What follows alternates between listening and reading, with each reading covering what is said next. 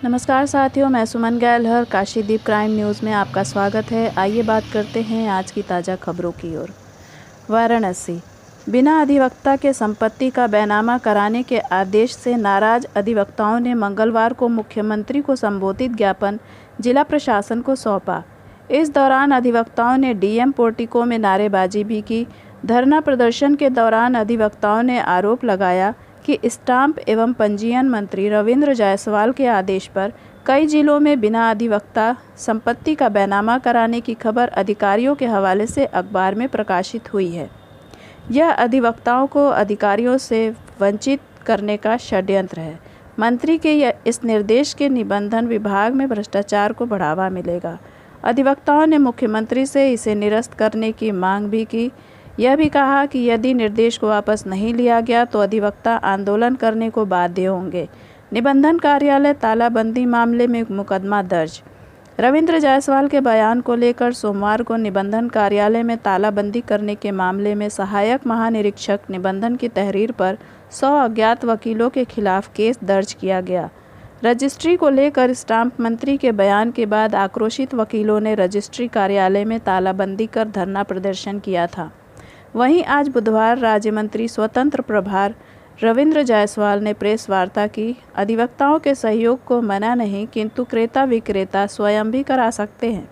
Registry क्रेता विक्रेता अगर चाहे तो अपना लेख पत्र रजिस्ट्री कार्यालय में स्वयं प्रस्तुत कर लेख पत्रों की रजिस्ट्री करा सकते हैं। रजिस्ट्री प्रक्रिया में अधिवक्ताओं को सम्मिलित करना या ना करना पूर्णतया क्रेता विक्रेता के विवेक पर निर्भर करता है। वर्तमान के इन प्रसंगों को देखते हुए यह लगता है कि यह भ्रम विरोधियों द्वारा अधिवक्ताओं को बरगलाने और अस्थिरता पैदा कराने हेतु फैलाया जा रहा है। सरकार के विकास कार्यों और कोविड-19 महामारी रोकने में सरकार के सार्थक प्रयासों में अड़चन डालने हेतु विरोधियों का असफल प्रयास मात्र है। भ्रष्टाचार मुक्त वातावरण हेतु संकल्पित वर्तमान सरकार की मंशा के रूप में विभाग द्वारा किए जा रहे राजस्व वृद्धि के प्रयासों में अधिवक्ताओं से सकारात्मक सहयोग की अपेक्षा।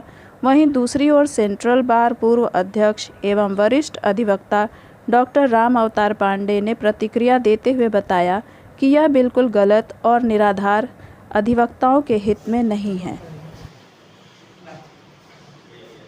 बनारस में कुछ अधिवक्ता राष्ट्रीय ऑफिस में धरने बैठे थे। उन्होंने बताया कि स्टाम्प पंजीयन मंत्री यानी मैंने अधिवक्ताओं को राष्ट्रीय ऑफिस में मना किया है। तो यह एक गलत बात है, असत्य बात है। न मना किया गया है, न मना करने की मंशा है। राष्ट्रीय ऑफिस में जैसे अधिवक्ता प्रैक्टिस कल करते थे, आगे करते रहेंगे। लेकिन क्रेता विक्रेता के ऊपर है, वह अधिवक्ता को ले आए तो बात, नहीं लाते तभी रजिस्ट्री होगी। ले आते हैं तभी होगी, नहीं लाते तभी रजिस्ट्री। भगवान से प्रार्थना है कि तीसरी लहर भारत में न हो और उम्मीद है कि नहीं आएगा। लेकिन हमें यह काम करके अपने तैयारी से मुक्त हो जाए, ठीक नहीं है। तीसरी लहर के लिए भारत सरकार, प्रदेश सरकार सहित हर जिले में तैयारी किया गया है। बनारस में छोटे बच्चों के लिए इस पर तीसरी लहर बच्चों में अधिक असर करेगा। तो तीसरी लहर के लिए बच्चों के लिए 2 बार मीटिंग किया गया। जो डॉक्टर है प्राइवेट उनको किया गया, उनके नर्सिंग होम किया सकता है। सरकार की तरफ से हर हॉस्पिटल में, चाहे बीएचओ हो, चाहे दीनदयाल हो, चाहे वह कैचौड़ा हो, सभी हॉस्पिटल में बेड का कर दिया गया रिजर्वेशन कि बच्चों के लिए इतने बेड रहेंगे। और बीएचओ सहित, दीनदयाल सहित, सीएसआई, बीएलडब्ल्यू सब जगह 3rd बेड का तैयारी किया गया। तो इसमें क्या बच्चे के साथ उनकी माँ भी जा माँ सकती के है? लिए कई छोटे बच्चे रहेंगे तो उनके बेड के साथ साथ माँ का भी बेड रहेगा। मैं डॉक्टर राम अवतार पांडे, पूर्व अध्यक्ष the central bar association Varanasi हूँ। आज रजिस्ट्री ऑफिस, जहाँ डॉक्यूमेंट्स के रजिस्ट्रेशन होते हैं, वहाँ की जो स्थिति सुनने में आई है और जिस ढंग से 100 अधिवक्ताओं पर एफआईआर कायम किए जाने की बात सुनी है, इसको सुन करके बहुत दुख होता है। और दुख और भी होता है कि मंत्री पद पर बैठे लोग जब ये कहते हैं कि डॉक्यूमेंट्स तैयार करने, उसकी रजिस्ट्रेशन एक्ट 1908 के तहत रजिस्ट्री ऑफिस में करने से अधिवक्ताओं का कोई मतलब नहीं है, और ये भी कि पक्षकार चाहें तो वो खुद भी ऐसा कर सकते हैं।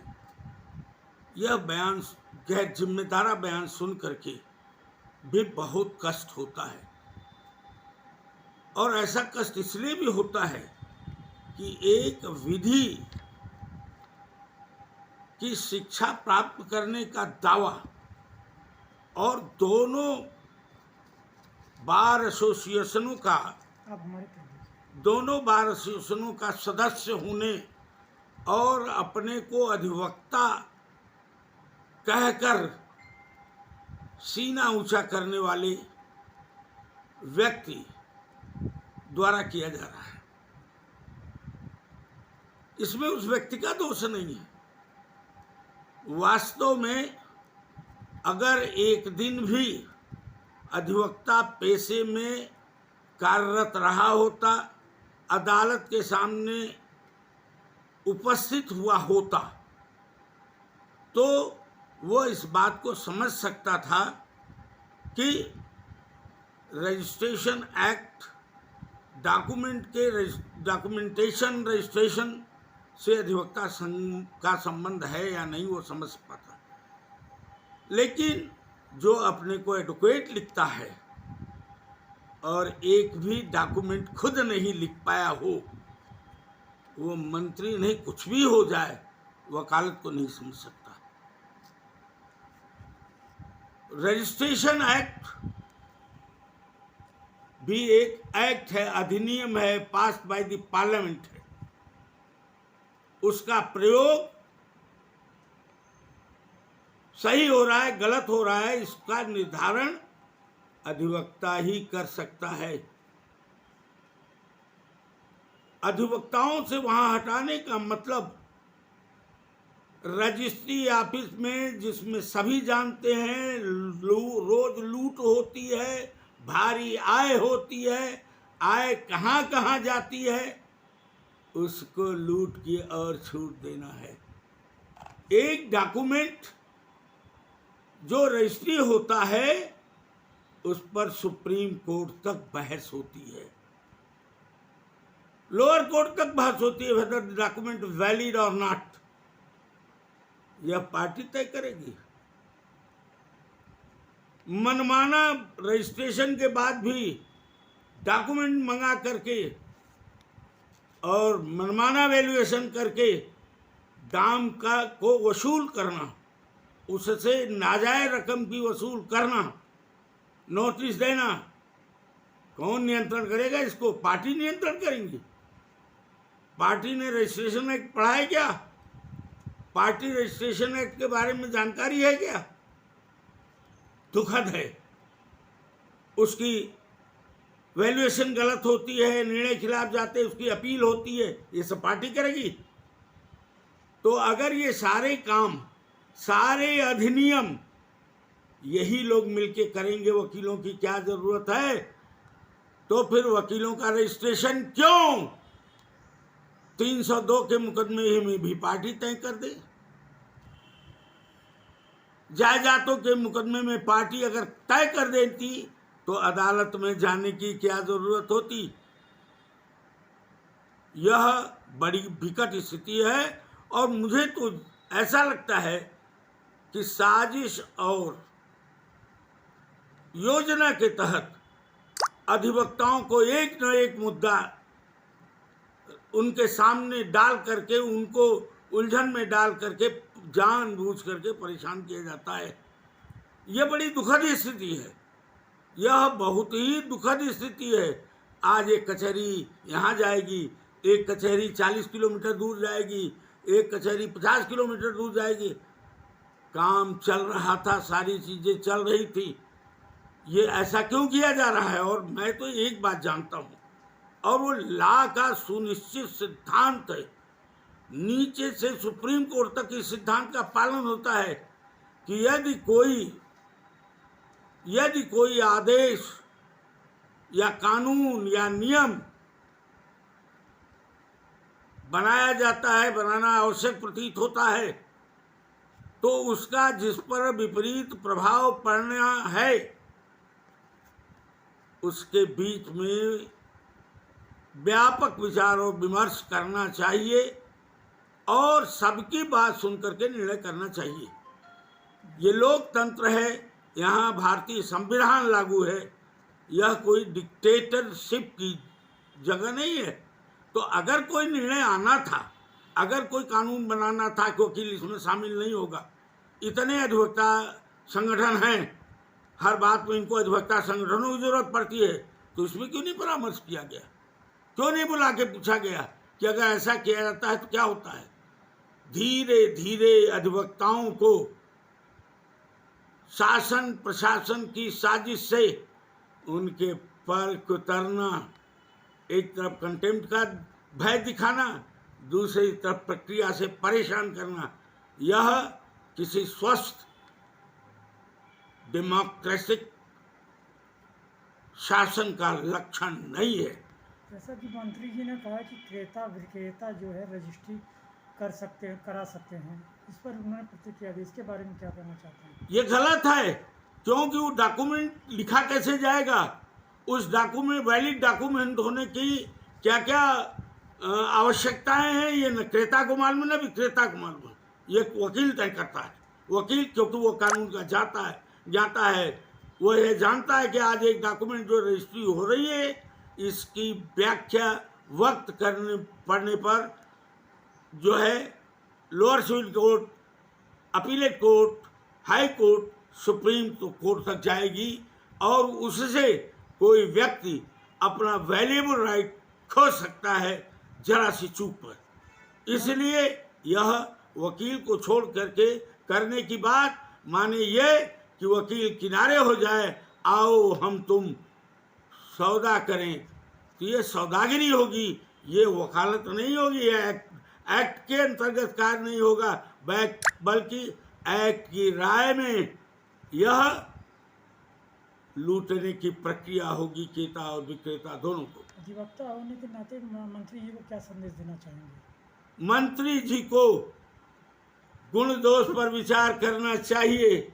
और उन्हें ये नहीं भूलना चाहिए कि उनको मंत्री बनाने में जनता और जनता के साथ अधिवक्ताओं ने उनका साथ दिया है, अधिवक्ताओं ने उनका यशोगान किया है, और जनता की आड़ लेकर के क्या मंत्री स्वयं एक इन डॉक्यूमेंट की वैलिडिटी पर बहस कर सकते हैं? नहीं कर सकते। वो वकालत पास है ना, अगर कर सकते हैं तो जब मंत्री बने, विधायक बने, उसके पहले कितने मुकदमे में बहस किया जाए, बता दें हमको। क्या उन डॉक्यूमेंटों में उनके वकील रहे हैं कि नहीं रहे हैं? और अगर नहीं रहे हैं, अगर रहे हैं, तो जब डॉक्यूमेंट्री में जरूरत नहीं पड़ी, ये तो मंत्री हैं, वकालत पास, इन्होंने क्यों वकील किया? उनमें क्यों किया भाई? जब जरूरत समझते थे कि कोई जरूरत नहीं तो क्यों किया? गलत बात है। इस तरह से यह वकीलों को बेकार करना चाहते हैं, और बेकार वकील फिर क्या करेगा यह भी सोचना चाहिए। वकीलों की संख्या थोड़ी नहीं है, केवल सेंट्रल बार में 10-11 हजार वकील हैं, और ये अनावश्यक दावा देकर के, और हमको तो लगता है कोरोना और सारी परेशानियों की तरफ ध्यान न जाए, कोई और बात न उठाई जाए, इसलिए उलझन में डाल दो, किसी में फंसे रहें। लेकिन ये दुखद है, गैर जिम्मेदार ढंग से कोई बात नहीं करनी चाहिए। आपका जो काम है वही करें। डॉक्यूमेंट क्या होता है, उसकी इम्पोर्टेंस क्या होती है, उसका प्रभाव कहाँ तक जाता है, यह किसी मंत्री के बूते की बात है नहीं है। योगी सरकार से क्या कहना चाहेंगे आप? योगी सरकार से यह कहना चाहूँगा कि आप से प्रार्थना है कि आप और आपके मंत्रीगण ऐसा न करें कि इसका कुफल आपको झेलना पड़े। शांति से अदालतें चल रही हैं, शांति से रजिस्ट्री ऑफिस चल रही थी, आपने रजिस्ट्री ऑफिस को शिफ्ट किया, वकीलों ने कोई विरोध नहीं किया, बहुत जताया। आपने उसको तहसील वाइज किया, वहाँ भी अधिवक्ता आपके साथ थे। आपने ऑनलाइन किया, वहाँ भी अधिवक्ता आपके साथ हैं। तो अधिवक्ता आपका साथ दें और अधिवक्ताओं का गला काटा जाए, ऐसा नहीं होना चाहिए। ऐसा करने का मतलब होता है कि आप मधुमक्खी के छत्ते में अंगुली डाल रहे हैं। ये अधिवक्ता आपकी मदद करते हैं, आपके नामांकन से लेके सारी जगह मदद करते हैं। उनका आप जो अहित करेंगे तो आप तो करेंगे, लेकिन अधिवक्ता जिस दिन उसके खिलाफ खड़े हो जाएंगे आपके लिए बड़ी मुश्किल होगी।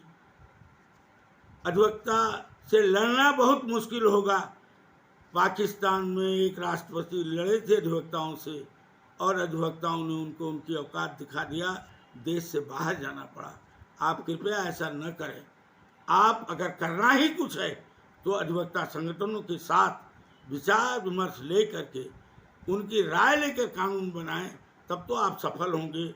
और अगर ऐसे मनमाना कानून आप बनाएंगे तो अधिवक्ता ऐसे मनमाना कानून की ऐसी की तैसी करना जानता है और इसको देखना है तो गांधी जी के नमक सत्याग्रह से लेके बाद के सारे आंदोलन देख लीजिए कि अधिवक्ताओं ने ही उसकी ऐसी की तैसी की है, न क्रेता ने किया है न विक्रेता ने किया है।